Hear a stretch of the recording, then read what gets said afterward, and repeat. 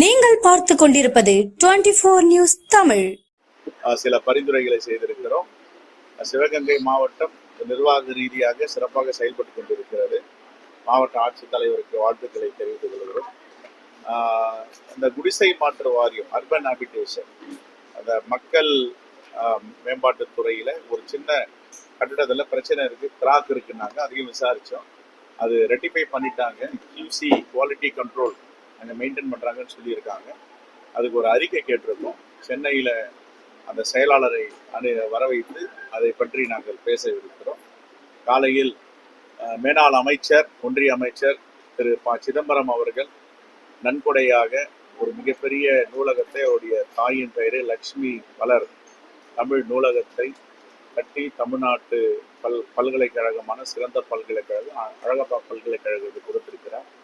அதை வரவேற்கிறது. சட்டப்பேரவை பொதுக்குழு குழு பாராட்டுகிறது. இப்படிப்பட்ட கொடை உள்ளவர்கள் நிறைய இப்படி தமிழ்நாட்டு மக்களுக்கு செய்ய வேண்டும் என்பதை நாங்கள் பாராட்டுகிறோம்.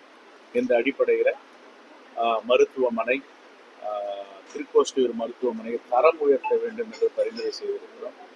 சாலைகளுடைய நெடுஞ்சாலைத்துறையில் ஆய்வு செய்திருக்கிறோம். பள்ளிக்கூடங்களை ஆய்வு செய்திருக்கிறோம். அம்ருத் திட்டத்தின் கீழ் நடத்துகின்ற தண்ணீர் தொட்டிகளை பார்வையிட்டு இருக்கிறோம். பல இடங்களை பார்வையிட்டு இப்பொழுது ஆய்வு கூட்டத்தை முடித்து திரும்புகிறோம். கீழடியில் தமிழ்நாட்டுக்குள்ள, இந்தியாக்குள்ள உலகமே வியர்த்து பார்க்கின்ற அளவிற்கு கீழடியுடைய அகழ்வாராய்ச்சி இன்னைக்கு உலகத்தையே திரும்பி பார்க்க வைத்திருக்கிறது. தமிழர்களின் பெருமை, தமிழர்களின் நாகரிகம், தமிழர்கள் பண்டைய காலத்தில் பயன்படுத்திய பொருட்கள் அனைத்தையும் பார்த்து உலகமே உறைந்து போயிருக்கிறது. உலகத்திற்கு வழிகாட்டியாக இருக்கின்ற தமிழ்நாடு என்பதை நம்முடைய காலத்தில் பார்க்கும்போது மகிழ்ச்சியாக இருக்குது. அது சிவகலை ஆய்வாகட்டும், கீழடி ஆய்வாகட்டும், எப்படி தமிழருடைய பெருமையை நிலைநிறுத்தி இருக்கிறது. அந்த ஆய்வாளர்களுக்கு என்னுடைய மனமார்ந்த வாழ்த்துக்களை தெரிவித்துள்ளேன். சொன்ன விரும்புறீங்கன்னா இலையில இப்ப ஓவரால் தமிழ்நாடு பூரா சுற்றுப்பயணம் மேற்கொண்டிருக்கீங்க. அதனுடைய நிதி பற்றாக்குறை, நிதி இல்லை, கஜானாவில் நிதி இல்லை, இதுதான் எங்களுடைய பார்வை. ஏன் நிதி இல்லை என்றால், ஏற்கனவே எல்லா நிதியும் செலவு செய்யப்பட்டு விட்டது. 2021 ஒரு புதிய அரசு ஆட்சி பொறுப்பு இருக்கும் பொழுது நிதியே இல்லாமல் ஒரு பொறுப்பை ஏற்று திறமையாக நிதி மேலாண்மையோடு அரசு செயல்பட்டு கொண்டிருக்கிறது. அதில் மிகப்பெரிய இடர்பாடு தான். என்னுடைய தொகுதியில அந்த பிரச்சனை இருக்கு. நிதி இல்லை, பணிகள் சிறப்பாக நடக்குது பணி. காரணம் நிதி பற்றாக்குறை.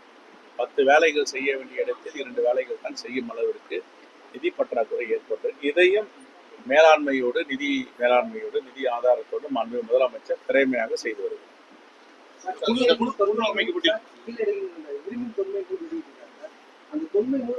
மக்களுக்கு அதிகமா வந்து சேரல. பாடப்புத்தகத்துல இடம்பெற வாய்ப்பு இருக்கா? அதை வலியுறுத்துவீங்களா? மற்றபடி குழந்தைகளுக்கு, ஆசிரியர்களுக்கு எப்படி போய் சேர்க்க போறாங்க? இதுதாங்க உலகமே திரும்பி பார்க்கின்ற வரலாறு.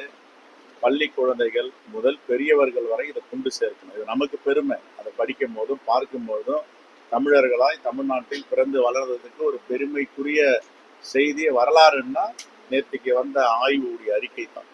ஐயா, கண்டிப்பாக அதை திட்டமிட்டு எல்லோருக்கிட்டையும் கொண்டு சேர்க்கணும். சென்னை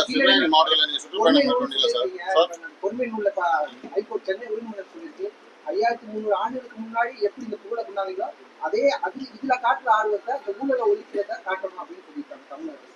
கண்டிப்பா அதில் நாங்களும் உடன்படுறோம். ஊழலை ஒழிச்சு தான் ஆகணும். யாராவது ஊழலை வளர்த்தெடுக்க வேண்டும் என்று ஜனநாயக சக்திகள் விரும்ப மாட்டாங்க.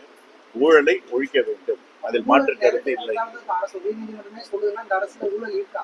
ஏதாவது ஆதாரம் இருந்தா கொடுக்கட்டும், விசாரிப்போம்.